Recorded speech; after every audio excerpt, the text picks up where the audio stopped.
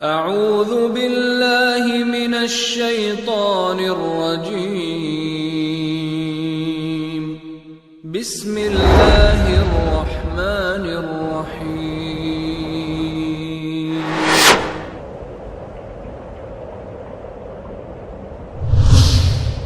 كنتم خير أمة أخرجت للناس تأمرون بالمعروف وتنهون عن المنكر وتؤمنون بالله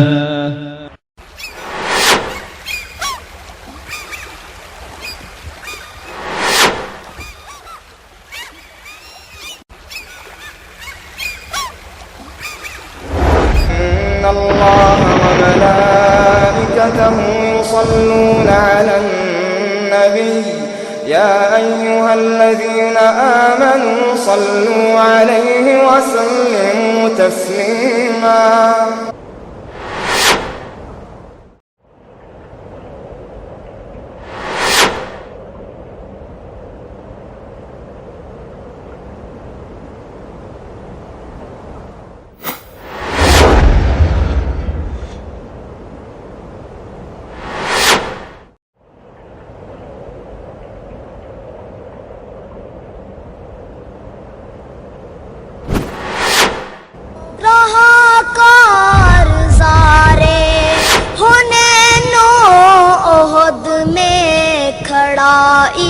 استقامت کی دیوار بن کر رہا کارزارے حنین و احد میں کھڑا استقامت کی دیوار بن کر پڑا حق پہ جب بھی کٹھن وقت کوئی وہ نکلا عساکر کا سالار بن يا أيها الذين آمنوا لا تتولوا قوما غضب الله عليهم قد يئسوا من الآخرة كما يئس الكفار من أصحاب القبور اے ایمان والو، ایسے لوگوں کو دوست نہ بناؤ جن پر اللہ کا غضب ہوا، وہ تو آخرت سے ایسے مایوس ہیں جیسے کافر اہل قبور زندہ ہونے سے مایوس ہیں۔ بسم اللہ الرحمن الرحیم، الحمدللہ رب العالمین والعاقبۃ للمتقین والصلاة والسلام علی رسولہ الکریم، اما بعد۔ حاضرین مجلس، جیسا کہ سیرت النبی صلی اللہ علیہ وسلم ما حقیقت و نصیحت کی تقریباً 16 قسطیں مکمل ہوئیں اور آج انشاءاللہ تعالی 17ویں قسط پیش کی جانے والی ہے۔ قبل اس سے کہ 17ویں قسط کا آغاز ہو، پچھلے قسط کی کچھ جھلکیاں ہمارے سامنے آئیں۔ اس سے پہلے والے درس میں جو چیز پیش کی گئی تھی وہ جنگ بدر کا نقشہ شیخ محترم نے کھینچا تھا کہ اسلام کی پہلی لڑائی جو مسلمانوں اور کفار کے درمیان لڑی گئی، اللہ رب العالمین نے فتح سے ہمکنار کیا اور کفار کو منہ کی کھانی پڑی۔ بہرحال تفصیل سے ہم نے واقعہ سنا تھا اس قسط کے اندر کہ اللہ کے رسول صلی اللہ علیہ وسلم اپنے صحابہ کرام رضوان اللہ علیہ مجمعین کے ساتھ کفار سے مدبھیڑ کے لیے بدر کے مقام پر موجود ہے۔ اقبال نے نقشہ کھینچا، علامہ اقبال نے کہا کہ یہ غازی، یہ تیرے پراسرار بندے جنہیں تو نے بخشا ہے ذوق خدائی، دو نیم ان کی ٹھوکر سے صحرا و دریا، سمٹ کر پہاڑ ان کی ہیبت سے رائی، دو عالم سے کرتی ہے بیگانہ دل کو، عجب چیز ہے لذت آشنائی، شہادت ہے مطلوب مقصود مومن، نہ مال غنیمت نہ کشور کشائی۔ بہرحال اسی جذبے کے ساتھ صحابہ کرام رضوان اللہ علیہ مجمعین کی جماعت نے کفار سے مقابلہ کیا، اللہ رب العالمین نے فتح سے ہمکنار فرمایا۔ لہذا یہ خبر جب پھیل جاتی ہے مکہ المکرمہ کے اندر، سارے کا سارا مکہ ماتم کدہ بن جاتا ہے، مکہ کے اندر ماتم شروع ہو جاتا ہے۔ لہذا اس جنگ سے شکست کے بعد کفار نے اگلی جنگ کا وعدہ کیا کہ اگلے سال تم سے ملاقات ہوگی۔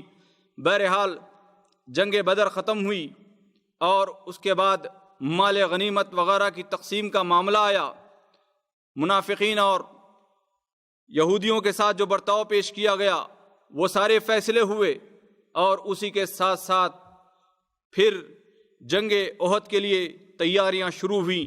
بہرحال وقت مختصر، بات مختصر کہ جنگ بدر کی تیاری کے بعد، جنگ بدر سے خاتمے کے بعد اب جنگ احد کی تیاری تھی، تو انشاءاللہ تعالی اگلی قسط میں انشاءاللہ اسی چیز کو ہم تفصیل کے ساتھ سننے جا رہے ہیں کہ آگے اب سیرت کا باب آگے اور سیرت کا دور کیسے بڑھتا ہے قدم اور آگے۔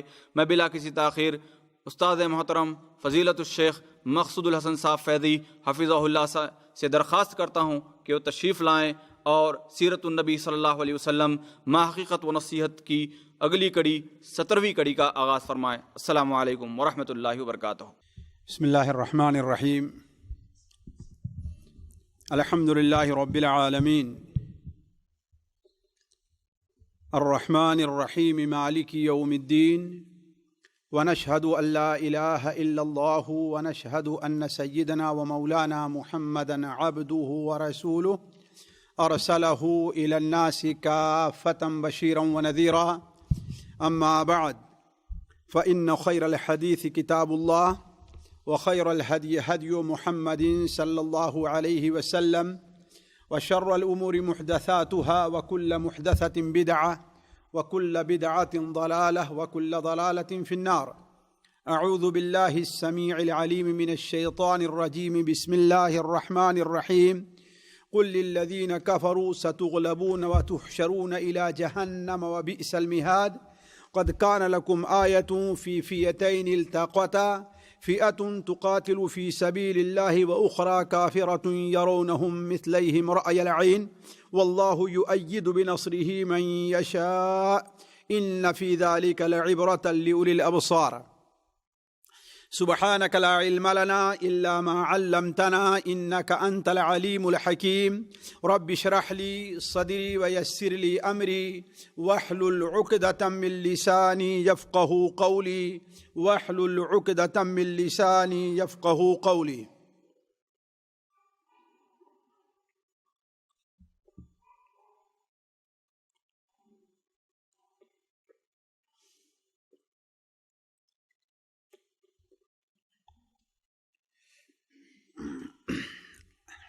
عزیز ساتھیو، نبی کریم حضرت محمد مصطفیٰ صلی اللہ علیہ وسلم کو اللہ تبارک و تعالیٰ نے غزوہ بدر میں جو نادر کامیابی عطا فرمائی تھی، اس کا اثر مکے پر اور مدینہ منورہ کے ارد گرد جو آباد قبائل تھے اس پر اس ناحیے سے تو بہت برا پڑا کہ انہیں یہ احساس ہو گیا کہ مسلمان اب ایسے کمزور نہیں ہیں کہ انہیں جیسے ہی چاہے چٹ کر لیا جائے۔ لیکن اس کا یہ مطلب نہیں ہے کہ مسلمانوں کو اس کامیابی کے بعد اب آگے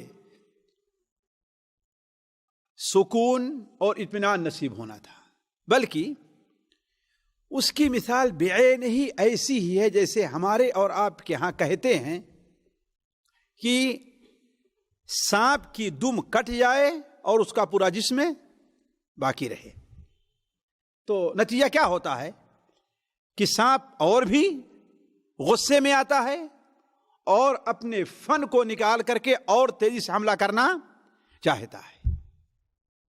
بعین ہی یہی مثال تھی، اس لیے کہ لوگوں کو یقین نہیں آ رہا تھا کہ یہ 313 مسلمان جن کے پاس نہ تو اپنے سامنے والے اپنے مقابل کے مقابلے میں نہ تو کوئی ہتھیار ہے ان کے پاس، نہ تعداد ہے، اور نہ ہی ان کی مدد کہیں اور سے آنے والی ہے۔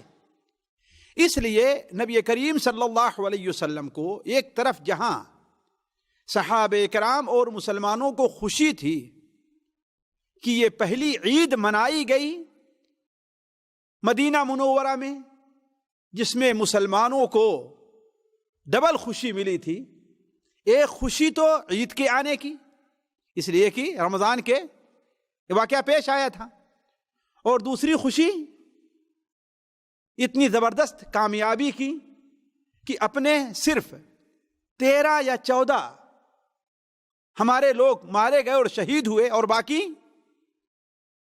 اس کا نتیجہ کیا ہے کہ ہم نے 70 کو مارا ہے اور 70 کو گرفتار بھی کیا ہے۔ تو اپنا یہ غم اس خوشی کے مقابلے میں کیا تھا؟ لوگوں کے سامنے ہیج تھا۔ لیکن جیسا کہ یہ بار بار آ چکا ہے کہ نبی کریم صلی اللہ علیہ وسلم کو یا مسلمانوں کو کئی طاقتوں سے ان کا سابقہ تھا، جنہیں ہم 4 حصوں میں تقسیم کر سکتے ہیں۔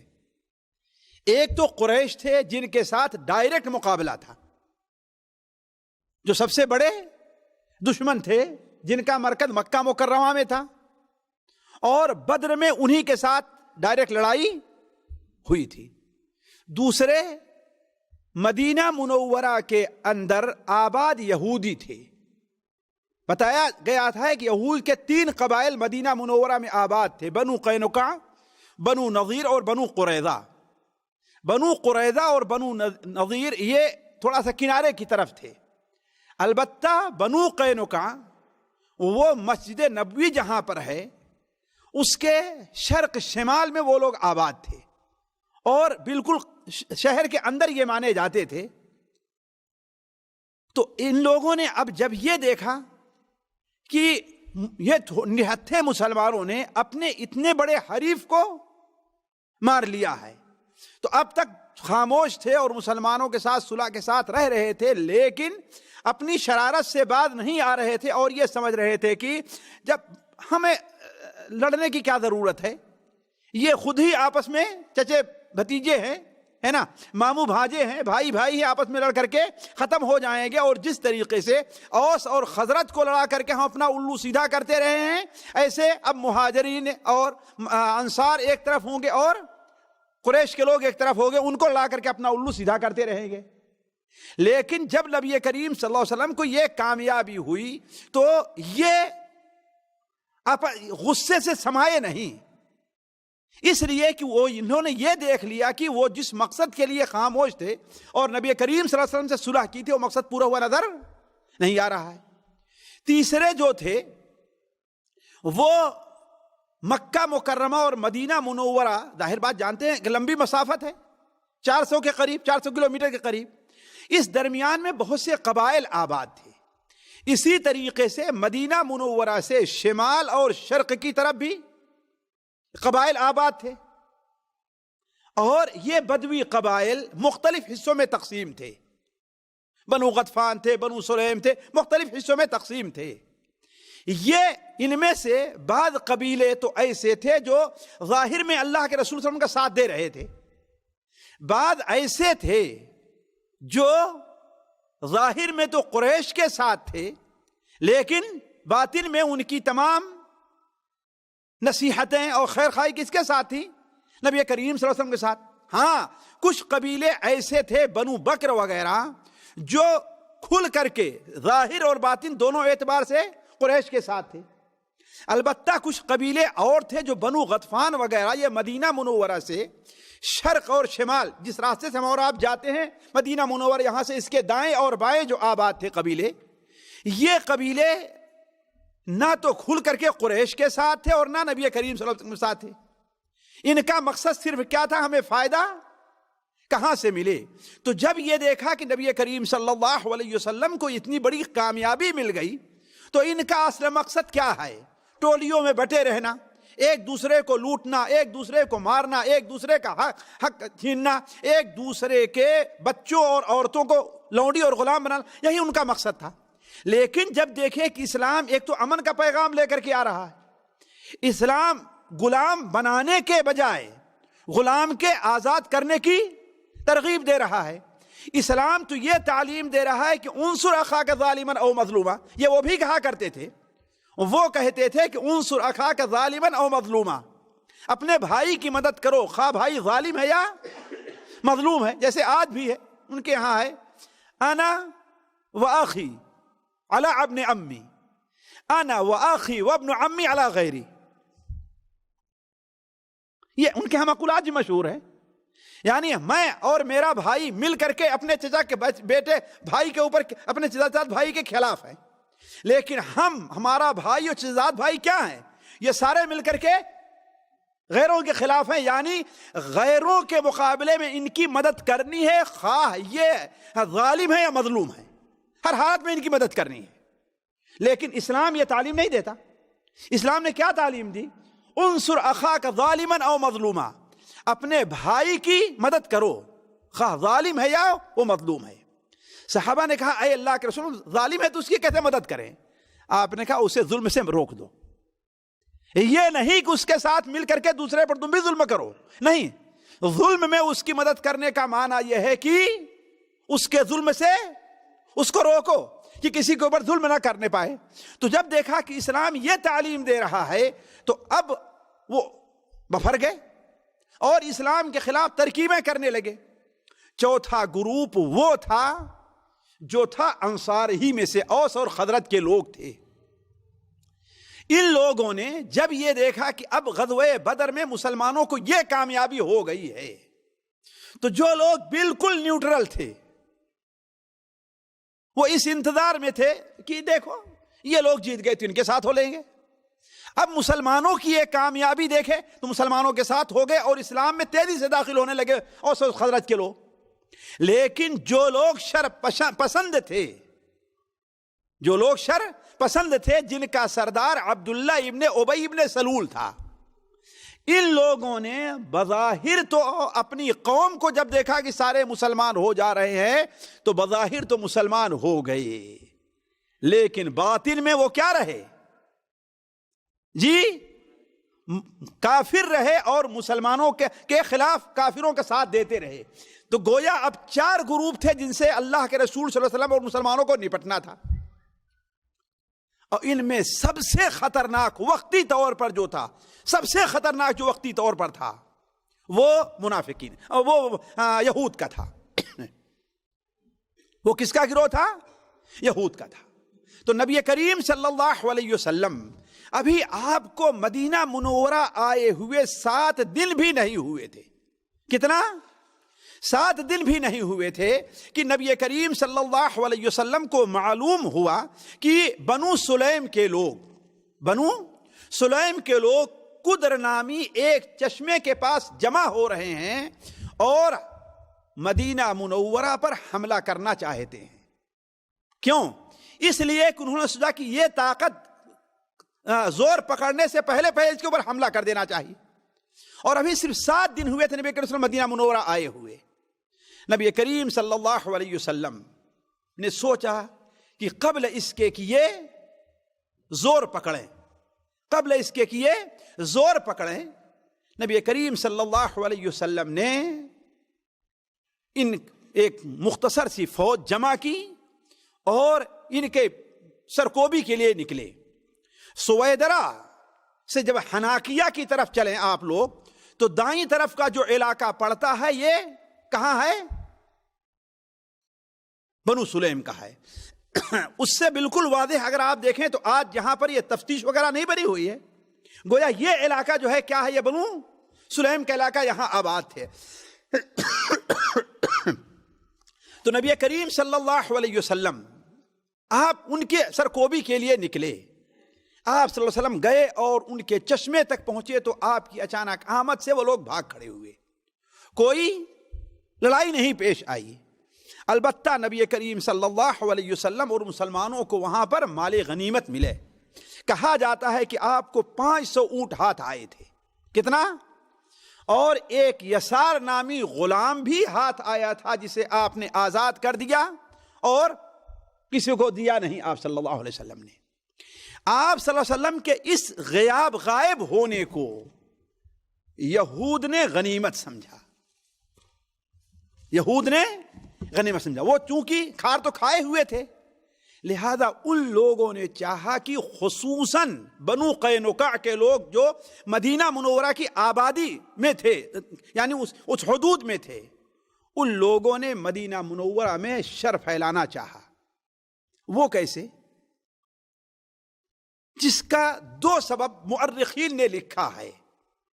2 سبب مؤرخین نے لکھا ہے. البتہ کسی بھی صحیح سند سے یہ دونوں واقعات مجھے نہیں ملے، البتہ مؤرخین نے ذکر کیا. ایک تو یہ کہ کچھ جگہ پر اوس اور خزرج کے لوگ، مسلمان، خاص طور پر نوجوان طبقہ ایک جگہ پر بیٹھا ہوا ہے اور آپس میں اوس کے ہیں اور خزرج کے ہیں، دونوں ہنس رہے ہیں. اور بدر میں اللہ نے جو انہیں کامیابی دی ہے اس کا ذکر آپس میں کر رہے ہیں. ظاہر بات ہے کوئی نیا حادثہ جب رہتا ہے گزرا ہوا تو ہر مجلس میں اسی کا ذکر رہا کرتا ہے. چہ جائے کہ بدر جیسا حادثہ پیش آیا ہو جسے دنیا کی تاریخ میں اگر آپ دیکھیں تو شاید ہی نہیں بلکہ یقیناً اس کی کوئی مثال نہیں مل سکتی. اور انسان اگر مادی طور پر سوچے تو کبھی بھی اس حقیقت کو قبول کرنے کے لیے تیار نہیں ہوگا، الا یہ کہ اس کا ایمان اس بات پر ہو کہ اصل طاقت کس کے پاس ہے. جس طریقے سے اللہ تعالیٰ نے قرآن میں خود فرمایا ہے وَمَا جَعَلَهُ اللَّهُ إِلَّا بُشْرًا وَلِتَطْمَئِنَّ قُلُوبُكُمْ بِهِ وَمَا النَّصْرُ إِلَّا مِنْ عِنْدِ اللَّهِ. یہ فرشتوں کا نزول جو تمہاری مدد کے لیے بدر میں ہوا ہے یہ تو صرف تمہارے اطمینان کے لیے تھا کہ تم یہ نہ سمجھو کہ اکیلے ہو. اللہ تعالیٰ تمہاری مدد کے لیے فرشتوں کا محتاج نہیں ہے. اللہ تعالیٰ تمہاری مدد کے لیے کسی اور کا محتاج نہیں ہے. لیکن انسان کی فطرت ہے یہ، چاہے نیک ہے یا برا ہے، کہ وہ ظاہر میں دیکھتا ہے کہ اس کے مدد کے لیے کیا چیز ہے. تو یہ جو چیز ہے صرف تمہارے اطمینان کے لیے اور تمہیں خوشخبری کے طور پر یہ بھیجا ہے، ورنہ اصل مدد کس کے پاس ہے؟ وَمَا النَّصْرُ إِلَّا مِنْ عِنْدِ اللَّهِ. اصل مدد اللہ تعالیٰ کے پاس ہے. تو چونکہ ایسا واقعہ پیش آیا تھا لہذا اوس اور خزرج کے لوگ آپس میں بیٹھ کر کے خوشیاں منا رہے تھے اور یہ واقعات ذکر کر کے ہنس رہے تھے. ادھر سے ایک یہودی کا گزر ہوا جس کا نام شاس بن قیس بتایا جاتا ہے. شاس بن قیس. اس سے یہ رہا نہ گیا کہ ارے اب تو یہ اکٹھا ہو کر کے ہمارا یہاں پر جینا دوبھر کر دیں گے.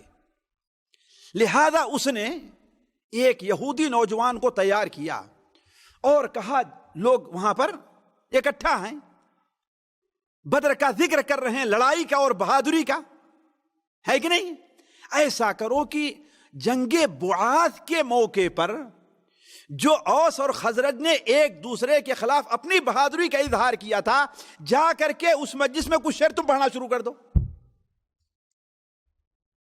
اب نوجوان جانتے ہیں جوانوں کا خون کیا ہوتا ہے، گرم ہوتا ہے، جلدی حقیقت تک وہ نہیں پہنچتے. جب یہ نوجوان آیا یہودی اور پڑھنا شروع کر دیا تو جب اوس کی طرف سے شعر پڑھے تو وہ کود پڑھے، اور جب یہ خزرج والوں کو پڑھے تو وہ کود پڑھے، یہاں تک کہ آپس میں تو میں ہونے لگی. اور تو میں سے بات بڑھ کر کے ہتھیار تک ہوئی. یہاں تک کہ کہہ دیا کہ اگر چاہو ایک دوسرے نے تو وہ میدان دوبارہ گرم ہو سکتا ہے. اور لوگ ایک دوسرے کو پکارنے لگے اور حرہ کی جانب بڑھنے کا ارادہ کیا. نبی کریم صلی اللہ علیہ وسلم کو یہ خبر پہنچی تو آپ جلدی سے اپنے چند صحابہ کے ساتھ پہنچے اور کہا کہ یہ کیا کر رہے ہو تم، یہ کیا ہے، میں موجود ہوں اور جاہلیت کی پکار تم پکار رہے ہو. دوسرا واقعہ شاید خاص اس وقت پیش آیا جب نبی کریم صلی اللہ علیہ وسلم وہاں پر موجود نہیں تھے. وہ ہوا کیا کہ اس زمانے میں جانتے ہیں، ہم نے اپنے بچپن میں بھی دیکھا ہے کہ عورتیں دودھ ہے، دہی ہے، یا دیہات میں جو کچھ چیزیں بناتی ہیں اسے لے کر کے شہر یا قصبوں میں بیچنے آیا کرتی تھی. ہم نے اپنے آنکھوں سے دیکھا ہے ایسا. اس وقت ظاہر بات یہ سواری وغیرہ نہیں تھی اور یہ چیز عیب بھی نہیں سمجھا جاتا تھا. تو ایک مسلمان عورت اپنے گھر سے کچھ سامان دودھ دہی یا عقد وغیرہ کا لے کر کے بنو قینقاع کے علاقے میں گئی. یہ لوگ سنار تھے اور حداد تھے یہ لوگ، اس لیے ان کے پاس پیسے اور مال بہت زیادہ تھے، بلکہ مدینہ منورہ کی تجارت پر گویا انہی کا قبضہ تھا. اور چونکہ سود کھایا کرتے تھے اس لیے سود پر دے دے کر کے عرب کو نوچا کرتے تھے اور اپنے موج لیتے تھے، مزے اڑایا کرتے تھے. تو ایک عورت اپنا سامان بیچ کر کے ایک سونار کے دکان پر جا کر کے بیٹھ گئی. ابھی تک پردے کا حکم نازل نہیں ہوا تھا، لیکن جانتے ہیں عورت کی فطرت میں ہے پردہ کرنا، شرم کرنا عورت کی فطرت میں ہے. اگر اس فطرت کو مادیت اور غلط ماحول مسخ نہ کر دے تو چاہے جتنی ہی جاہل عورت کیوں نہ ہو، جتنی ہی کافر عورت کیوں نہ ہو، وہ پردہ کرتی ہے، اپنے چہرے کو چھپاتی ہے. تو اس نے اپنے چہرے پر لمبا سا گھونگھٹ اپنا کاڑھا رہا ہوگا. جب بیٹھی تو وہ سونار ہنسنے لگا اور کہا کہ چہرہ کھولو. اس نے انکار کیا. اب چند یہودی نوجوان وہاں پر جو جانتے ہیں کھیل رہے تھے، ان میں سے ایک نے کیا کیا کہ پیچھے سے اس کا کپڑا، جانتے ہیں پہلے عورتیں جو ہے بڑا لمبا چوڑا کپڑا پہنا کرتی، آج بالکل چست کپڑے پہنتی ہے کہ نہیں ساتھیو؟ ہم نے دیکھا ہے 5 گز کی شلوار عورتوں کو پہنتے ہوئے. کتنا؟ 5 گز کی. جی جی جی، آنکھوں سے دیکھا ہے ہم نے اپنے، یہ نہیں کہ سنا ہے. عورتوں کو 5 گز کی شلوار، اور آج تو 4 میٹر میں شلوار قمیض دونوں ہو جاتی ہے کہ نہیں ہے؟ آج 4 میٹر میں شلوار اور قمیض دونوں ہے، ہم نے اپنی آنکھوں سے دیکھا ہے. اور اس شلوار کے طریقے سے ان کی قمیص بھی کیا ہے، بڑی. اچھا، یہاں کی عورتوں کا آپ دیکھیں کہ وہ ایک لمبا ہی کپڑا، یعنی ایک اکیلے ہی رہتا ہے وہاں. یہ 2 حصے پہننے کے رواج یہاں پر کم ہے، وہ کم تھا. تو چونکہ اس کا کپڑا چوڑا تھا، بیٹھی تو کچھ پیچھے گیا، تو پیچھے سے کسی بدبخت نے اس کپڑے کو لا کر کے یہاں باندھ دیا. اسے احساس نہیں ہوا. وہ اپنا فارغ ہوئی تو جیسے اٹھی کہ اس کا کپڑا اٹھا، اس کی شرمگاہ کچھ حصہ ظاہر ہو گیا. اس پر جو ہے وہ چلائی اور چیخی. تو ایک مسلمان نوجوان وہاں پر موجود تھا، اس نے سنا کہ ایک مسلمان عورت کی بے دردی کود پڑا وہاں پر، اور بات ہونے لگی. آگے بڑھے تو اس نے یہودی کو، اس کو جس نے ایسا کیا تھا، اس کو قتل کر دیا. اب یہودیوں نے مل کر کے کس کو قتل کر دیا؟ اس مسلمان نوجوان کو. اب یہ واقعہ پیش آیا. اس کے بعد اللہ کے رسول صلی اللہ علیہ وسلم ان کے علاقے میں گئے. چونکہ یہ کوئی پہلی شرارت ان کی نہیں تھی. نبی کریم صلی اللہ علیہ وسلم، جیسا کہ سن ابو داؤد کے اندر صحیح روایت ہے، آپ ان کے علاقے میں گئے اور کہا کہ اے یہود کی جماعت، اپنی شرارتوں سے باز آؤ. ہمارا تمہارا اس کے اوپر معاہدہ نہیں ہے. تم نے ایک دوسرے کے ساتھ جو اقرار نامہ لکھا ہے اور کیا، یہ نہیں ہے. سن لو، تم جانتے ہو کہ تمہاری کتابوں میں ہمارا ذکر موجود ہے، تم ہمیں اچھی طریقے سے پہچانتے ہو. تو قبل اس کے کہ جو صورتحال قریش کے ساتھ پیش آئی ہے کہ تم نے دیکھا کہ ان کے بڑے بڑے پہلوان اور بہادر ڈھیر ہو گئے ہیں، قبل اس کے کہ تمہارے ساتھ پیش آئے، مسلمان ہو جاؤ. آپ صلی اللہ علیہ وسلم کا یہ کہنا تھا کہ کہا کہ اے محمد، اللہم صلی اللہ علیہ وسلم، اے ابو القاسم، کیا آپ یہ سمجھتے ہیں کہ قریش کے اناڑیوں کو آپ نے مار لیا تو ہمیں بھی مار لیں گے؟ ہم سے مقابلہ ہوگا نا، پتہ چل جائے گا کہ بجائے اس کے کہ اپنے ان کرتوتوں پر شرمندہ ہونے کے بجائے کیا کیا انہوں نے. اس کا مطلب یہ ہے کہ اب معاملہ اس کے علاوہ کچھ نہیں تھا کہ ان سے نپٹا جائے. لہذا آپ صلی اللہ علیہ وسلم نے کہا کہ اس آبادی میں اب ہم تم ایک ساتھ نہیں رہ سکتے. چنانچہ آپ نے ان کا محاصرہ کر لیا، مسلمانوں کی جماعت کو لے کر ان کا پورے علاقے کا محاصرہ کر لیا. محاصرہ کیا اور 15 دن تک کیے رہے محاصرہ. حالانکہ ان میں 400 بلکہ 700 تقریباً جنگجو تھے ان کے پاس، 1-2 نہیں. کتنا؟ اور 400 تو یا 300 تو وہ تھے کہ جن کے لیے وہ خود زرہ پہن، یعنی اس طریقے سے ان کے پاس تیاری تھی. اب آپ دیکھیں تو افراد کے طور پر مسلمانوں کی تعداد ان سے زیادہ نہیں، کم تھی. تو آپ صلی اللہ علیہ وسلم محاصرہ کیا، 14-15 دن تک کیے رہے. تو اللہ تبارک و تعالی نے ان کے دلوں میں روب ڈالا. آخر میں مجبور ہو کر کے ان لوگوں نے کہا کہ ٹھیک ہے، ہم آپ کے ساتھ صلح کرنا چاہتے ہیں یا آپ یہ محاصرہ توڑ دیجئے، آپ ہمارے مال کے بارے میں جو فیصلہ کریں گے وہ ہمیں قبول ہے، ہماری اولاد جو فیصلہ کریں گے قبول ہے۔ نبی کریم صلی اللہ علیہ وسلم قبل اس کے کہ کوئی فیصلہ کرتے، عبداللہ ابن ابی رئیس جو منافقین تھا، وہ ان کے ساتھ کیا تھا، زمانے جاہلیت سے دونوں کی آپس میں عہد نامہ آپس میں اور حلیفانہ تعلق تھا۔ وہ آ کر کے آپ صلی اللہ علیہ وسلم کے پاس آتا ہے اور کہتا ہے کہ میرے لیے ان کو چھوڑ دیجیے۔ آپ صلی اللہ علیہ وسلم خاموش رہے، کچھ نہیں، یہاں تک روایت میں آتا ہے کہ آپ کے غریبان نے ہاتھ ڈالا کہ انہوں نے ہر نرمی اور گرمی کے موقع پر میری مدد کی ہے، آپ ایک ہی دن میں ان 700 کی گردن کو کاٹ کر کے رکھ دیں گے آپ؟ جب دیکھا آپ صلی اللہ علیہ وسلم نے کہ ایسے بھی حالات نہیں ہیں کہ اب اس سے نپٹا جائے، اس کو قتل کیا جائے، ہے نا، اس لیے کبھی اس کے جماعت کے بھی کچھ لوگ ہیں اور لوگ نئے مسلمان، کم سے کم مسلمانوں میں آپس میں اختلاف ہوگا۔ آپ نے کہا اچھا چل تیرے لیے ہم اسے چھوڑ دے رہے ہیں، ان کو چھوڑ دے رہے ہیں، لیکن فیصلہ یہ کیا کہ اب یہ اور ہم دونوں اس شہر کے اندر نہیں رہیں گے۔ چنانچہ آپ صلی اللہ علیہ وسلم نے انہیں بخش دیا اور کہا کہ چلے جاؤ یہاں سے۔ تو شام اور تبوک کے علاقے میں جا کر کے وہ لوگ آباد ہو گئے۔ ابھی یہ صورتحال مکمل طور پر پیش نہیں آئی تھی کہ ایک یہودی جو اصل میں عربی النسل تھا، اس کا باپ بنو نبہان طی کے علاقہ قبیلے کا تھا، حاتم طائی کے قبیلے کا تھا، اس نے اپنے کسی آدمی کو قتل کیا، تو اس ڈر سے کہ مجھے بھی قتل کیا جائے گا بھاگ کر کے کہاں اس نے پناہ لی؟ مدینہ منورہ میں، اور وہاں بنو نظیر کی ابن ابی الحقیق جو سردار تھا اس کی بیٹی سے شادی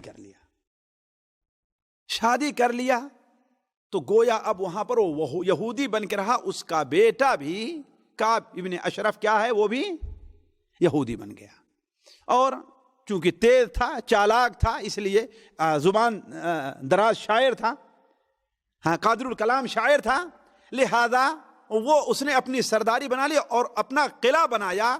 آج بھی ایک صاحب جو سیرت سے دلچسپی رکھتے ہیں، ان سے میری ملاقات ہوئی تو کہا آج بھی اس قلعے کے آثار موجود ہیں مدینہ منورہ میں، اس قلعے کعب ابن اشرف کے قلعے کے۔ اس نے کیا کام کیا کہ جب یہ دیکھا کہ ادھر نبی کریم صلی اللہ علیہ وسلم نے قریش کو اور ادھر بنو قینقاع کو، تو سیدھے نکلا اور چلا گیا کہاں؟ مکہ مکرمہ، اپنے کچھ ساتھیوں کو لے کر کے تعزیت کے لیے۔ کس لیے؟ تعزیت کے لیے گیا کہ ہاں اہل مکہ کی تعزیت کے لیے ہم جا رہے ہیں۔ وہاں جا کر کے اس نے اہل مکہ کو ابھارا، کس پر؟ نبی کریم صلی اللہ علیہ وسلم کے خلاف اور بدلہ لینے کے لیے۔ 20 دن تک تقریباً وہاں پر رہا۔ ایک دن وہ حرم میں داخل ہوا، ابو سفیان، چونکہ مکے کے اب سردار کون تھے؟ ابو سفیان تھے، باقی دوسرے سردار تو اب مارے گئے تھے، سرداری ان کے ہاتھ میں آئی تھی۔ انہوں نے اپنے ساتھیوں سے پوچھا کہ یہ بتاؤ کہ ہم حاجیوں کی خدمت کرتے ہیں، یتیموں کی مدد کرتے ہیں، بیواؤں کو، حاجیوں کو کھانا کھلاتے ہیں، ہمارا دین بہتر ہے یا کہ محمد اللہ علیہ وسلم ان کا دین، کہ آ کر کے بھائی بھائی میں، ماں بیٹے میں، باپ بیٹے میں تفرقہ کر دیا ہے؟ تو اس نے کیا کہا کہ تمہارا دین بہتر ہے۔ اسی کی طرف اشارہ ہے، اللہ تعالیٰ قرآن میں فرماتا ہے أَلَمْ تَرَ إِلَى الَّذِينَ أُوتُوا نَصِيبًا مِنَ الْكِتَابِ يُؤْمِنُونَ بِالْجِبْتِ وَالطَّاغُوتِ وَيَقُولُونَ لِلَّذِينَ كَفَرُوا هَؤُلَاءِ أَهْدَىٰ مِنَ الَّذِينَ آمَنُوا سَبِيلًا۔ آپ نے ان لوگ شخص کو بھی نہیں دیکھا جسے اللہ تعالیٰ نے کتاب کا علم دیا ہے، یعنی یہود ظاہر بات تورات کا علم تھا اس کے پاس، لیکن تورات کا علم، کتاب کا علم ہونے کے باوجود بھی جادو اور توہم پرستی کے اندر پڑا ہوا ان پر ایمان لے آتا ہے۔ اور اس سے بھی بڑی بات یہ دیکھیں کہ جب اس سے کافر لوگ پوچھتے ہیں تو کہتا ہے کہ تم لوگ مومنوں سے بہترین راستے کے اوپر ہو، تمہارا طریقہ اس سے بہتر ہے۔ یہاں تک کہ ساتھیوں روایات میں آتا ہے، حافظ ابن حجر رحمہ اللہ نے لکھا ہے فتح الباری میں، کہ مکہ سے وہ شخص اس وقت تک رخصت نہیں ہوا، یعنی مدینہ منورہ نہیں آیا، جب تک کہ اہل مکہ کو مکمل طور پر تیار نہیں کر لیا کہ ہاں مسلمانوں کے خلاف فوج کشی کرنی ہے۔ لیکن اللہ تبارک و تعالیٰ نے قرآن مجید کی آیت نازل فرما کر کے ان کو اور بنو قینقاع کو متنبہ کیا، قل للذین کفروا ستغلبون، کافروں سے کہہ دیجئے کہ ان قریب تم لوگ مغلوب ہوگے، وتحشرون الی جہنم، پھر تمہارا ٹھکانہ کیا ہوگا؟ جہنم ہوگا، جو بہت تمہارے لیے قد کان لکم آیۃ فی فئتین التقطا، بدر میں دو جماعتیں جو ملی تھیں، ایک اللہ کے راستے میں لڑ رہی تھی اور دوسری شیطان کے راستے میں، دیکھا نہیں کہ اس کا کیا انجام ہوا؟ تو اس سے تم بھی عبرت حاصل کرو اور سیدھے راستے پر آ جاؤ۔ علی کل حال کعب بن اشرف وہاں سے آنے کے بعد صرف اسی پر بس نہیں کیا، بلکہ مسلمانوں کے خلاف شعر پڑھ پڑھ کر کے کہنے لگا۔ اس کو بھی شاید برداشت کر لیا جاتا، مسلمان عورتوں کا نام لے کر کے ان کے بارے میں غزلیں کہنا شروع کر دیا، حتیٰ کہ بعد ان عورتوں کا ام فضل بنت حارث کا نام آتا ہے، کیونکہ آسروں کی چاچی تھی وہ، اس لیے ان کا نام لے کر کے غزلیں کہنا اور گندے اشعار کہنا شروع کر دیا۔ آپ صلی اللہ علیہ وسلم ایک دن مسجد میں بیٹھے ہوئے تھے اور آپ نے فرمایا کہ من لی لکعب بن اشرف، کون ہے جو میرا بدلہ کعب بن اشرف سے لے لے؟ اس لیے کہ اس نے اللہ اور اس کے رسول کو تکلیف پہنچائی ہے، فَإِنَّهُ آذَى اللَّهَ وَرَسُولَهُ، اس لیے کہ اس نے اللہ اور اس کے رسول کو تکلیف پہنچائی ہے۔ حضرت محمد ابن مسلمہ جو اس کے شاید خالہ داد یا پھوپھی داد بھائی تھے، انہوں نے کہا اے اللہ کے رسول کیا چاہتے ہیں، اس کو قتل کر دوں؟ آپ نے کہا اگر تم سے ہو سکے تو کر دو۔ چنانچہ محمد بن مسلمہ گئے اپنے قبیلے میں حضرت سعد بن معاذ کے پاس، انہوں نے مشورہ دیا کہ جب اللہ کے رسول کو اتنی تکلیف دے رہا ہے اور اپنی بدنیتی پر آ چکا ہے تو کوئی مسئلہ نہیں۔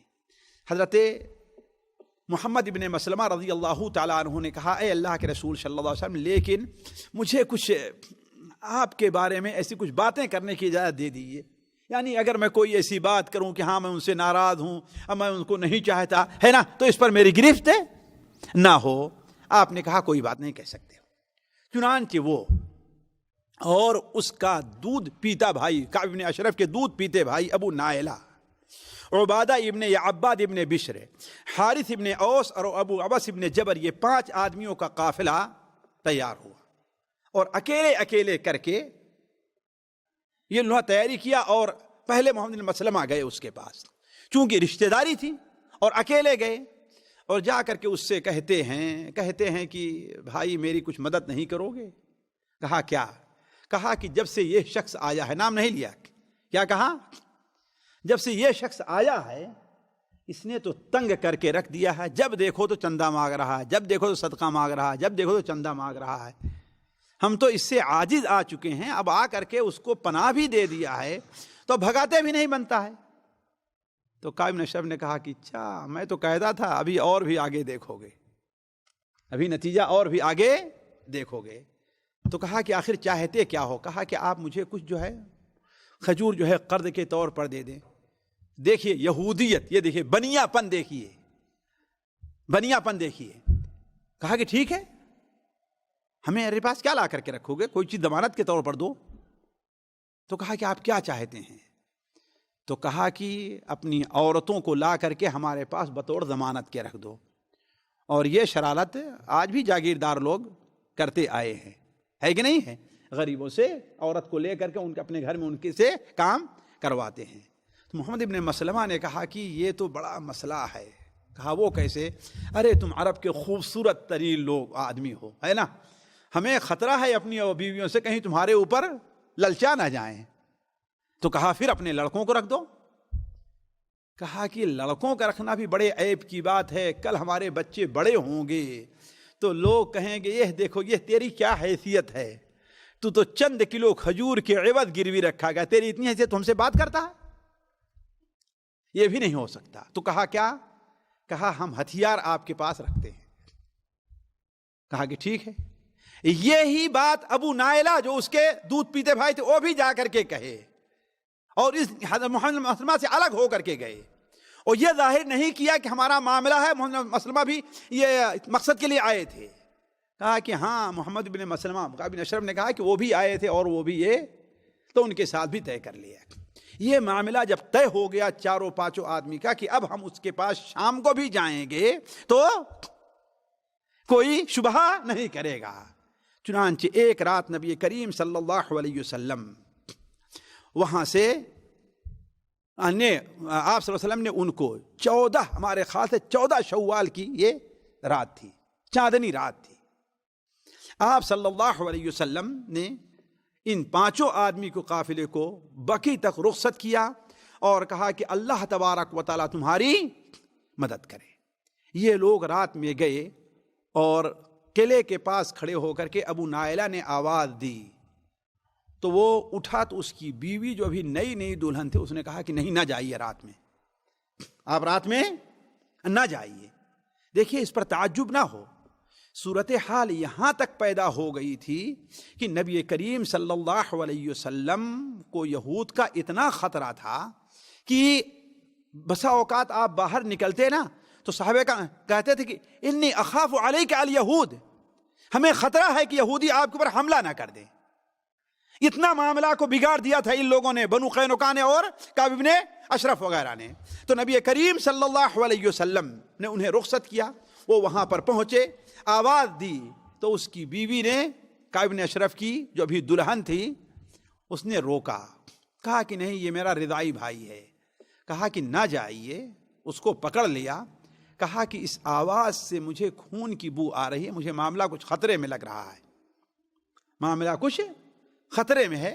کہا کہ نہیں کوئی بات نہیں، یہ میرا بھائی ہے۔ جب نیچے آیا تو یہ چاروں پانچوں آدمی اس کے ساتھ گئے اور کہے کہ ذرا تھوڑا سا ٹہلے نہیں اپنا، اسی کے قلعہ میں، ظاہر بات قلعہ ایک تھوڑا رہتا ہے، بڑا سا قلعہ رہا کر جتنا بڑا الغا تھی اتنا قلعہ رہتا ہوگا، ٹہلنے لگے۔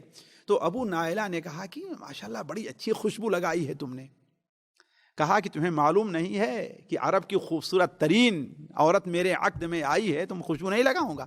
کہا میں سونگھ سکتا ہوں؟ کہا کہ سونگھو۔ سونگھا، بڑی اچھی خوشبو لگی، کہا تم بھی سونگھو، تم بھی، یعنی اس طریقے سے اس کو کیا کیا کہ یہ آہستہ اطمینان دلا لیا کہ ہاں تمہارے ساتھ کچھ شر نہیں، برائی نہیں کرنا چاہتے۔ کہا اچھا دوبارہ سونگھو؟ کہا سونگھو۔ دوبارہ سب کو سونگھایا۔ تیسری بار کہا کہ بڑی اچھی لگ رہی، اور بھی سونگھنے دو گے؟ کہا کہ لو سونگھو۔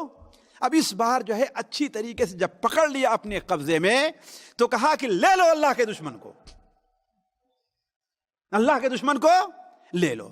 تو جب اس کے اوپر وار کیا تو اتنے زور کی چیخ مارا کہ پورے قلعے کی لائٹیں جلنا شروع ہو گئیں، لیکن چونکہ یہ لوگ دور اور اندھیرے میں تھے جلدی سے اس کا معاملہ تمام کر کے اپنے بھاگے۔ نبی کریم صلی اللہ علیہ وسلم اس وقت نماز پڑھ رہے تھے، جب بقیع کے پاس پہنچے انہوں نے اللہ اکبر کہا تو آپ صلی اللہ علیہ وسلم نے فرمایا کہ افلحت الوجوہ۔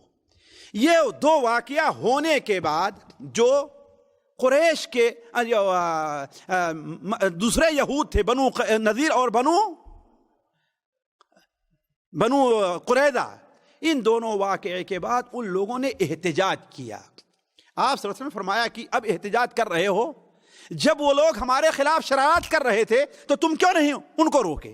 اس وقت تم خوش ہو رہے تھے، اب احتجاج کا کیا فائدہ ہے؟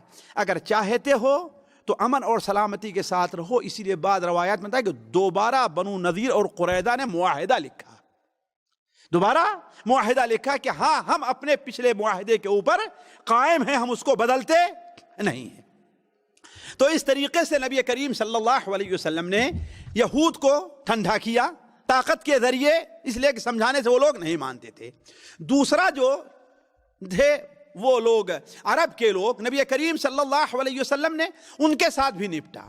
جیسے ابھی ایک واقعہ ان کا ذکر کیا نا کہ بنو سلیم کا، دوسرے لوگ بنو غطفان کے، آپ صلی اللہ علیہ وسلم کو معلوم ہوا کہ یہ ذی امر، جسے آج نخیل کہا جاتا ہے، ذی امر نامی مقام کے اوپر یہ اپنی فوجیں جمع کر رہے ہیں۔ یہ ذی امر پرانے مؤرخین کی بات کو اگر سامنے رکھا جائے تو مدینہ منورہ سے آپ قصیم روڈ پر 90 کلومیٹر آئیں، آپ 90 کلومیٹر آنے کے بعد گویا آپ یہ سویدرا اور حناکیہ پار کر لیا، آپ نے حناکیہ وغیرہ پار کر لیا۔ پھر اس کے بعد دائیں طرف آپ جو ہے 15 کلومیٹر اندر جائیں تو یہ علاقہ اور اس طرف سے جو عراق سے راستہ آیا کرتا تھا مکہ مکرمہ کے لیے، یہ پورا علاقہ بنو غطفان کا مانا جاتا تھا۔ اس علاقے میں آپ صلی اللہ علیہ وسلم کو معلوم یہ ہوا کہ ہاں یہاں بھی لوگ اپنی فوجیں جمع کر رہے ہیں، چنانچہ نبی کریم صلی اللہ علیہ وسلم نے ربیع الاول 3 ہجری میں آپ 450 کی جماعت لے کر کے آپ نکلے اور اس علاقے میں آپ صلی اللہ علیہ وسلم پہنچے، اور وہ لوگ بھاگ کھڑے ہوئے تھے، آپس میں کوئی لڑائی نہیں ہوئی، البتہ اس علاقے کے اوپر مسلمانوں کی طاقت جم گئی۔ اب جلدی کوئی آپ کے خلاف یا مسلمانوں کے خلاف آواز اٹھانے والا نہیں رہا۔ اس سلسلے میں مورخین نے اور بہت سے سرایا یا نبی کریم صلی اللہ علیہ وسلم فوجی ٹولیوں کا ذکر کیا ہے، لیکن ان میں سے اکثر چیزیں جو ہیں وہ چونکہ صحیح نہیں ہے، اس لیے ہم نے اس کا ذکر نہیں کیا۔ چند منٹ یہاں پر رک کر کے اس زمانے میں جو اور کچھ طرح حادثات پیش آئے میں اس طرف یہ اشارہ کرتا ہوں کیونکہ سیرت سے اس کا تعلق ہے۔ ایک چیز تو یہ کہ نبی کریم صلی اللہ علیہ وسلم جب قریش کو قیدی بنائے تھے تو آپ صلی اللہ علیہ وسلم کے داماد بھی اس میں تھے اور آپ کے چچا بھی اس میں تھے۔ آپ کے داماد اور آپ کے چچا، آپ کے داماد یعنی حضرت زینب کے شوہر حضرت عاص بن الربیع یہ تھے، یہ بھی قید تھے۔ حضرت زینب ظاہر بات ہے شوہر کی محبت ہوتی ہے، مسلمان تھی، ابھی یہ مسلمان نہیں ہوئے تھے، عاص بن ربیع بھی مسلمان نہیں ہوئے تھے، لیکن کچھ بھی ہو ساتھیوں، شوہر کی محبت کیا ہوتی ہے؟ عورت کے دل میں جتنی محبت شوہر کی ہوتی ہے اتنا کسی اور کی نہیں ہوتی ہے۔ جیسے اس کی کچھ باتیں اس سلسلے کی غزوہ احد کے موقع پر جو ہے آپ کے سامنے آئیں گی۔ تو آپ صلی اللہ علیہ وسلم کی بیٹی حضرت زینب نے ظاہر بات کچھ نہیں ملا تو ان کے پاس ایک ہار تھا، اس ہار کو دے کر کے بھیجا کہ جاؤ اور عاص بن الربیع کو چھڑا لاؤ۔ آپ صلی اللہ علیہ وسلم نے جب اس ہار کو دیکھا تو آپ کی آنکھ میں آنسو آ گئے، اس لیے کہ یہ ہار حضرت خدیجہ رضی اللہ تعالی عنہ کا تھا۔ حضرت خدیجہ رضی اللہ تعالی عنہ نے جب حضرت زینب کو رخصت کیا تھا تو یہ ہار ان کے گلے میں ڈال دیا تھا۔ تو آپ صلی اللہ علیہ وسلم نے جب اس ہار کو دیکھا اور اپنے بیٹی کی خستہ حالی کو جب دیکھا، ظاہر بات ایک تو آپ کی عزیز بیوی آپ کو یاد آئی حضرت خدیجہ رضی اللہ تعالی عنہ، اور دوسرے اپنی بیٹی کہ میری بیٹی کے پاس کچھ بھی نہیں تھا، صرف یہی تھا کہ اپنی ماں کے ہار جو ماں کی نشانی اس کے گلے میں تھی اس کو نکال کر کے دے دیا ہے۔ تو آپ صلی اللہ علیہ وسلم نے اس سلسلے میں انصار سے باتیں کی، مسلمانوں سے گفتگو کی، اور آپ نے کہا، لیکن اس میں جو مقصد صرف جو ہے اپنے داماد کا مسئلہ نہیں تھا، اصل میں یہ تھا کہ اپنی بیٹی کو اسی عوض میں مکہ مکرمہ سے، اس لیے کہ ابو العاص انہیں آنے نہیں دے رہے تھے، ابو العاص نے انہیں روکے رکھا تھا۔ تو آپ صلی اللہ علیہ وسلم نے کا مقصد اصل میں یہی تھا کہ اگر تم لوگ اجازت دو تو یہ ہار اپنی بیٹی کو میں واپس کر دوں اور اس کے قیدی کو چھوڑ دوں، اس کا جو قیدی ہے اس کو چھوڑ دوں۔ تو انصار ظاہر بات مسلمان بڑی خوشی سے وہ راضی ہو گئے۔ تو آپ صلی اللہ علیہ وسلم نے وہ ہار بھی واپس کیا اور ابو العاص سے کہا کہ دیکھو میں تمہیں اس شرط پر چھوڑتا ہوں کہ میری بیٹی کو اب مدینہ منورہ میرے پاس آنے دو، اس لیے کہ وہ مسلمان ہو چکی ہے اور تم مسلمان نہیں ہوئے ہو۔ تو ابو العاص نے اس وعدے کو پورا کیا۔ وہ قصہ بڑا دردناک بھی ہے، ابھی آگے شاید اس کی کچھ تفصیل آئے، دردناک بھی ہے، لیکن ابو العاص ابن الربیع نے اس وعدے کو پورا کیا اور آپ صلی اللہ علیہ وسلم کی بیٹی حضرت زینب کو رخصت کیا۔ راستے میں کافروں نے انہیں تنگ بھی کرنا چاہا، لیکن علی کل حال وہ مدینہ منورہ آ گئیں۔ دوسرا معاملہ جیسا کہ بھی ہم نے کہا، آپ صلی اللہ علیہ وسلم کے چچا عباس ابن عبد المطلب بھی تھے۔ آپ صلی اللہ علیہ وسلم نے ان کے ساتھ کچھ عجیب ہی معاملہ کیا. وہ ساتھیوں سننے کے لائق ہے. وہ اس طریقے سے کہ آپ صلی اللہ علیہ وسلم نے حضرت عباس سے کہا کہ نہیں، بلکہ انصار نے جب یہ دیکھا، انصار نے یہ دیکھا کہ نبی کریم صلی اللہ علیہ وسلم نے اپنے داماد کو چھوڑ دیا ہے، تو انصار، ذرا یہ ادب دیکھیے انصار کا. آپ صلی اللہ علیہ وسلم کی خدمت میں آتے ہیں اور کہتے ہیں اے اللہ کے رسول صلی اللہ علیہ وسلم، اگر آپ اجازت دیں تو ہم اپنے بھتیجے کو بھی بغیر فدیہ لیے چھوڑ دیں، اپنے بھانجے کو بھی. نعوذ باللہ من ذلک. کس کو؟ اپنے بھانجے کو. کیوں؟ اس لیے کہ حضرت عباس کی جو دادی تھی وہ کہاں کی تھی؟ مدینہ منورہ کی. کہاں کی تھی؟ مدینہ منورہ کی. اس لحاظ سے دیکھیے انصار کا ادب، یہ نہیں کہا کہ آپ کے چچا کو، تاکہ ہمارا احسان آپ کے اوپر نہ رہے. کیا کہا؟ ہم اپنے بھانجے کو اگر آپ چاہیں تو چھوڑ دیں. لیکن نبی کریم صلی اللہ علیہ وسلم نے فرمایا، صحیح بخاری شریف کے اندر روایت ہے، واللہ لا تذرن منہ درہما، اللہ کی قسم ایک درہم کو بھی معاف نہ کرنا ان کو. حالانکہ عباس مسلمان تھے پوشیدہ طور پر، اندر اندر مسلمان تھے. اسی لیے انہوں نے جب کہا اے اللہ کے رسول صلی اللہ علیہ وسلم، میں تو مجبوراً نکالا گیا ہوں، آپ نے کہا ہمیں یہ نہیں معلوم، ظاہر میں تمہارے خلاف تھے لیکن باطل میں تم کیا تھے، اس کا معاملہ اللہ تعالیٰ کے حضور. بلکہ ساتھیوں مسند احمد کے اندر صحیح سند کے ساتھ ہے کہ نبی کریم صلی اللہ علیہ وسلم نے صحابہ کرام سے کہا صرف عباس ہی کا فدیہ نہیں لینا ہے، عباس سے ان کے بھتیجے عقیل کا بھی فدیہ لینا ہے، ان کے بھتیجے نوفل کا فدیہ لینا ہے، اور ان کے ساتھی اور حلیف اور معاہد اور دوست عتبہ ابن جہدم جو ہیں ان کا بھی فدیہ لینا ہے. تینوں فدیہ لینا ہے، ایک کا بھی چھوڑنا نہیں ہے. حضرت عباس نے کہا اے اللہ کے رسول صلی اللہ علیہ وسلم، آپ میرے ساتھ کچھ مہربانی کیجیے، آپ جانتے ہیں کہ میں مسلمان تھا. آپ نے کہا کہ جیسا بھی ہم نے کہا کہ یہ تمہارا باطن کا معاملہ ہے، تمہارا اللہ کے، اگر تم صحیح سچ ہو تو اللہ تعالیٰ اس سے زیادہ تم کو دے دے گا، لیکن ظاہر میں تمہارے خلاف تلوار لے کر کے آئے تھے، لہذا اس سلسلے میں تمہارے ساتھ کوئی رو رعایت نہیں ہوگی. تو حضرت عباس ابن عبد المطلب نے کہا کہ اے اللہ کے رسول صلی اللہ علیہ وسلم، جنگ کے میدان میں میرا 20 عقیہ جو چاندی کا ہے وہ لوگوں نے لے لیا ہے، اس کو اسی میں حساب کر دیے، کاٹ دیجیے. کہا کہ نہیں، وہ تو ہم کو ملا ہی ہے، اس میں تمہارا کیا حق بنتا، میدان جنگ میں ہم کو ملا ہے، باقی لے آ کر کے دو. تو حضرت عباس نے کہا کہ اب معاملہ بگڑنے والا ہے، تو کہا اے اللہ کے رسول صلی اللہ علیہ وسلم، اب میرے پاس تو کچھ بھی نہیں ہے، اب تو میرے پاس کچھ بھی نہیں ہے. کہا کہ عباس یہ بتاؤ، جب تم نکلنے لگے تھے تم نے ام الفضل سے کہا تھا، اللہ تعالیٰ نے وحی کے ذریعے آپ کو بتلا دیا. ام الفضل کون ہے؟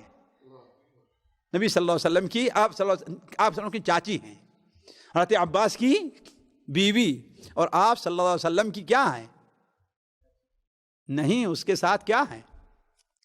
جسے کہتے ہیں سڑھوائن، کیا ہیں؟ ہے کہ نہیں ہے؟ یعنی وہ حضرت ام حبیبہ کی کیا تھی؟ میمونہ کی کیا تھی؟ بہن تھی، ہے کہ نہیں ہے؟ تو آپ صلی اللہ علیہ وسلم نے کہا کہ تم اور ام الفضل فلاں جگہ پر جب تم رخصت ہونے لگے، تم نے کہا کہ دیکھو اگر میں مارا گیا تو یہ مال جو ہے فضل کو اتنا دے دینا، عباس کو اتنا دے دینا، قسم کو اتنا دے دینا، اور عبداللہ کو اتنا دے دینا. یعنی 3 بیٹے تھے نا، 3 بیٹوں کو، فضل کو اتنا، قسم کو اتنا، اور عبداللہ کو اتنا دینا. حضرت عباس نے کہا کہ اے اللہ کے رسول صلی اللہ علیہ وسلم، اللہ کی قسم مجھے پہلے بھی یقین تھا اور اب پھر مان لے رہا ہوں کہ یقیناً آپ اللہ کے رسول ہیں، لیکن ساتھیوں پھر بھی ان کا شمار مسلمانوں میں نہیں ہوا. یہ باعث عبرت ہے. کیوں؟ دل سے مانا، زبان سے اقرار بھی کیا، لیکن اپنے آپ کو احکام اسلام کے تابع فرمان نہیں بنایا کہ ہاں اب ہم مسلمان ہیں اور احکام اسلام کو اپنے اوپر نافذ بھی کریں گے. تو اسی لیے علماء کہتے ہیں کہ اسلام کیا ہے، کب تک پورا نہیں ہوگا؟ دل سے ماننا، زبان سے اقرار کرنا، اور اپنے عمل سے یہ ثابت بھی کرنا کہ ہاں ہم مسلمان ہیں، ہے نا؟ اس لیے جو لوگ ہم میں سے نماز نہیں پڑھیں گے، روزہ نہیں رکھیں گے، زکوٰۃ نہیں دیں گے، پھر بھی کیا کہتے ہیں؟ ہم مسلمان ہیں. کیا اس ایک مسلمان کے گھر میں پیدا ہوئے ہیں، ان کا ختنہ ہوا ہے اس لیے اپنے کو مسلمان کہتے ہیں. ایسے لوگوں کا اسلام خطرے میں ہے ساتھیوں. ایسے لوگوں کا اسلام کیا ہے؟ خطرے میں ہے کہ وہ لوگ مسلمان ہیں بھی کہ نہیں ہیں. تو کہنے کا مطلب یہ ہے کہ آپ صلی اللہ علیہ وسلم نے حضرت عباس سے نہیں. ساتھیوں اسی درمیان اور بھی حادثات ہیں. غزوہ بدر اور احد کے درمیان نبی کریم صلی اللہ علیہ وسلم نے حضرت حفصہ بنت عمر سے شادی کی تھی. حضرت حفصہ بنت عمر یہ حضرت خنیس ابن حذافہ رضی اللہ تعالی عنہ کی بیوی تھی. یہ کسی جنگ میں زخمی ہو گئے تھے اور وہ زخم پھٹ پڑا اور ان کا انتقال ہو گیا. تو نبی کریم صلی اللہ علیہ وسلم نے ان کی دلجوئی کے لیے اور حضرت عمر رضی اللہ عنہ کے بوجھ کو ہلکا کرنے کے لیے آپ صلی اللہ علیہ وسلم نے ان سے شادی کر لی. اور یہ نہایت نیک عورت تھی. ایک بار آپ صلی اللہ علیہ وسلم نے انہیں طلاق دینے کا ارادہ فرمایا، یا بعض روایت میں ہے طلاق دے بھی دیا. تو آپ صلی اللہ علیہ وسلم کے پاس حضرت جبرائیل تشریف لے آئے ہیں آسمان سے. کہاں سے؟ آسمان سے اللہ تعالیٰ نے بھیجا ہے. حضرت جبرائیل نے کہا کہ اے محمد، اللہم صلی اللہ علیہ وسلم، اللہ تبارک و تعالی آپ سے فرما رہا ہے کہ حضرت حفصہ سے رجوع کر لیجئے، فَإِنَّهَا صَوَّامَةٌ قَوَّامَةٌ. یہ بہت روزہ رکھنے والی ہیں اور بہت نفلی نماز پڑھنے والی ہیں، اور یہ آپ کی بیوی جنت میں بھی ہیں. یہ شیعوں کا منہ کالا ہو، اللہ تعالیٰ انہیں غارت کرے، جو ان تمام واضح دلائل کے باوجود بھی حضرت عائشہ اور حضرت حفصہ رضی اللہ تعالی عنہما کو مسلمان تسلیم نہیں کرتے. اسی طریقے سے انہی دنوں میں اللہ کے رسول صلی اللہ علیہ وسلم نے اپنی بیٹی حضرت فاطمہ کی شادی کی. حضرت فاطمہ رضی اللہ تعالی عنہا جو آپ کی سب سے چھوٹی بیٹی تھیں، اب ان کی عمر تقریباً 16-17 سال کی ہو گئی تھی. لہذا آپ صلی اللہ علیہ وسلم نے حضرت علی کو بعض عورتوں نے، رشتہ داروں نے ابھارا، تو آ کر کے نبی کریم صلی اللہ علیہ وسلم کے ساتھ یہ کسی اور موقع پر تفصیل رکھی جائے گی، آپ سے گزارش کیا. تو آپ صلی اللہ علیہ وسلم راضی ہو گئے، اور آپ صلی اللہ علیہ وسلم نے حضرت علی کے لیے ان صحابہ، سعد ہمارے خیال سے ہیں، ان کے پاس کئی گھر تھے، تو آپ صلی اللہ علیہ وسلم نے ایک گھر ان سے لیا اور حضرت فاطمہ اور علی کو اس میں آپ نے رکھا. کیوں؟ اب تک حضرت علی رضی اللہ عنہ آپ کے زیر سرپرستی تھے. اسی لیے نبی کریم صلی اللہ علیہ وسلم، جیسے کہ مسند احمد وغیرہ میں صحیح سند کے ساتھ مروی ہے، سنن ابو داؤد میں بھی ہے، کہ نبی کریم صلی اللہ علیہ وسلم نے حضرت فاطمہ کو تکیہ اور ایک گدا دیا آپ نے، جس میں کے اندر کھجور کے وہ بھرے تھے، اور ایک مشک دیا. تو ساتھیوں اس سے اندازہ ہوتا ہے کہ اگر جیسے حضرت خدیجہ کے بھی ہوا کہ اگر ضرورت مند ہے داماد یا بیٹی ضرورت مند ہے تو اسے بیٹی کا شوہر کچھ دے سکتا ہے. لیکن اس سے آج کل کا جو جہیز کا معاملہ چل رہا ہے، اس سے اس پر دلیل نہیں ہوتی کہ ہاں مطالبہ کیا جائے، اور یہاں تک کہ دھمکی دی جاتی ہے کس کی، کہ اپنے گھر سے اتنا لے آؤ ورنہ تمہیں میں طلاق دے دوں گا. تو اس سے اس کا جواب نہیں نکلتا. آج کی آخری بات وہ ہے کہ جو سبب بنا ہے غزوہ احد کا. جانتے ہیں اسلامی تاریخ میں غزوہ بدر اور غزوہ احد اور خندق، ان تینوں کی جو اہمیت ہے وہ کسی اور غزوے کی بہت کم ہے. ہوا یہ ساتھیوں کہ نبی کریم صلی اللہ علیہ وسلم نے، آپ جانتے ہیں غزوہ بدر کیوں پیش آئی تھی؟ اس لیے کہ نبی کریم صلی اللہ علیہ وسلم قریش کا وہ قافلہ جو شام کو تجارت کے لیے گیا تھا، جاتے ہوئے بھی آپ نے اس کا راستہ روکنا چاہا، اور واپس آتے ہوئے بھی روکنے کے لیے آپ نکلے تو قافلہ تو بچ کر کے نکل گیا، البتہ مسلمانوں کی کافروں سے مٹ بھیڑ ہو گئی۔ تو نبی کریم صلی اللہ علیہ وسلم نے یہ راستہ یہاں کے قبائل سے صلح کر کے قریش کے لیے بالکل ہی غیر معمول بنا دیا تھا۔ حالانکہ جانتے ہیں قریش کے اقتصاد کا دار و مدار تقریباً کس کے اوپر تھا؟ تجارت پر تھا۔ یہ 2 سفر کیا کرتے تھے خصوصی طور پر، جیسا کہ قرآن مجید میں ہے۔ ایک سفر کرتے تھے شام کی طرف اور دوسرا سفر یمن کی طرف کرتے تھے۔ یمن کی طرف کن دنوں میں جاتے تھے؟ سردی کے موسم میں، اور شام کی طرف گرمی کے موسم میں جایا کرتے تھے۔ تو اب جب انہوں نے یہ دیکھا کہ اب تو شام کا راستہ بالکل بند ہے، یہ لوگ تو یہاں سے ہٹتے نہیں، اور یہاں پر آباد جو قبائل ہیں ان کے ساتھ بھی دوستی کر لی ہے، اگر ہم کبھی چھپ کر کے جانا بھی چاہتے ہیں تو وہ قبیلے فوراً جا کر کے اطلاع دے دیتے ہیں۔ تو وہ لوگ آپس میں بیٹھے، طے کیا، صفوان ابن امیہ، ابو سفیان، ان لوگوں نے آپس میں بیٹھے اور طے کیا کہ اب کرنا کیا چاہیے۔ تو معاملہ طے ہوا کہ اب اگرچہ عراق کا راستہ بڑا لمبا پڑ جائے گا شام جانے کے لیے، اس لیے کہ یہ ایسے ہو کر کے آنا پڑے گا، چکر لگا کر کے۔ کہاں جو ہے یہ ایسے جایا کرتے تھے نا، یہ ایسے، یہاں مدینہ منورہ تھا، ایسے جایا کرتے تھے، اب کیسے جانا ہوگا؟ ایسے آئیں اور ایسے آنا پڑے گا۔ تو کہا کہ اب اس راستے سے تو لوگ ہٹتے ہی نہیں، لہذا اب ایسا کرتے ہیں کہ کوئی اور راستہ نکالتے ہیں تجارت کے لیے، ورنہ ہم لوگ تو بھوکے مر جائیں گے۔ چنانچہ اس کے لیے آپس میں معاملہ طے کیا، اور روایات سے پتہ چلتا ہے کہ صفوان ابن امیہ یہ قافلہ لے کر کے اور بہت سارا سونا اور چاندی، عام طور پر چاندی چلتی تھی، چاندی اور سامان تجارت لے کر کے نکلے۔ یہ معاملہ طے ہو رہا تھا کہ ان دنوں میں یہ مکہ کے ایک صاحب جو بعد میں مسلمان ہوئے، ان کا نام نعیم تھا، وہ مدینہ منورہ تشریف لے آئے۔ کیوں؟ اس لیے مکہ کے لوگوں کی مدینہ کے لوگوں کے ساتھ زمانے جاہلیت سے آپس میں رشتہ داری اور آنا جانا لگا رہتا تھا، ہے کہ نہیں ہے؟ تبھی تو آپ صلی اللہ علیہ وسلم کے والد کا انتقال یہی ہوا ہے نا۔ آپ صلی اللہ علیہ وسلم کے ماموں کا گھرانہ کون تھا؟ بنو خزرج کے لوگ تھے، ہے کہ نہیں ہے؟ تو یہ رشتہ داری چلتی رہتی تھی۔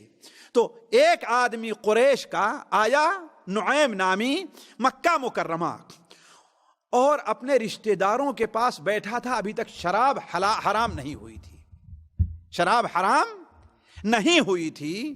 تو اس میں ایک مسلمان بھی بیٹھے تھے، سلید ابن نعمان۔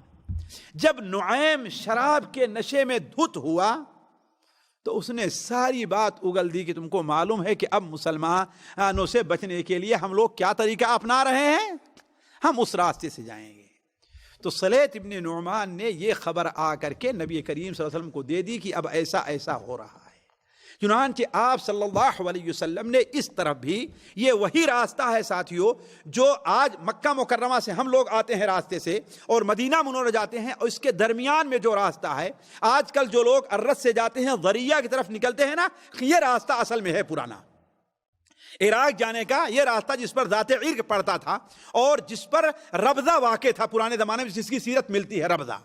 اور آج بھی یہ راستہ گورنمنٹ بنانا چاہتی، آپ جانتے ہیں اگر یہ راستہ تیار ہو گیا تو آپ لوگوں کے لیے مکہ مکرمہ 300 کلومیٹر نزدیک ہو جائے گا، 300 کلومیٹر نزدیک۔ تو یہ راستہ تھا، ربضہ کا راستہ تھا۔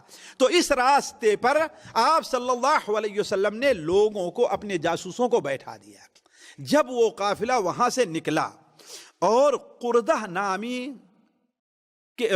چشمے کے قریب پہنچنے لگا تو نبی کریم صلی اللہ علیہ وسلم زید بن حارثہ رضی اللہ عنہ کی قیادت میں 100 سواروں کا دستہ روانہ فرمایا۔ حضرت زید بن حارثہ اچانک وہاں پر پہنچ گئے، ان کو تتر بتر کیا، وہ لوگ بھاگ کھڑے ہوئے، بہت زیادہ مال آیا، اور 2 یا 3 آدمی وہاں پر گرفتار ہوئے۔ یہ اصل میں جلدی سبب بنا ہے غزوہ احد کا، اس لیے کہ انہوں نے سوچا کہ اب نہ ہم اس راستے سے جا سکتے ہیں اور نہ اس راستے سے، لہذا اب ہمیں ان کے ساتھ مل کر کے کوئی فیصلے کن لڑائی لڑ لینا چاہیے تاکہ کم سے کم ہماری اقتصادی پریشانی تو دور ہو. یہ صورتحال بنی, یہ وجہ بنی ہے مباشر. پہلے سبب تو تھا ہی غزوہ بدر کے اندر ان کی ناکامی اور کعب بن اشرف کو ان کو ابھارنا, لیکن اچانک کون سبب بن گیا؟ یہ راستے پر ان کے بیٹھنا اور ان کو گرفتار کرنا. اگلی مجلس یہی ہو کہ غزوہ وحد کی ہے. سبحانک اللہم و بحمدک اشہد ان لا الہ الا انت استغفرک و اتوب الیک.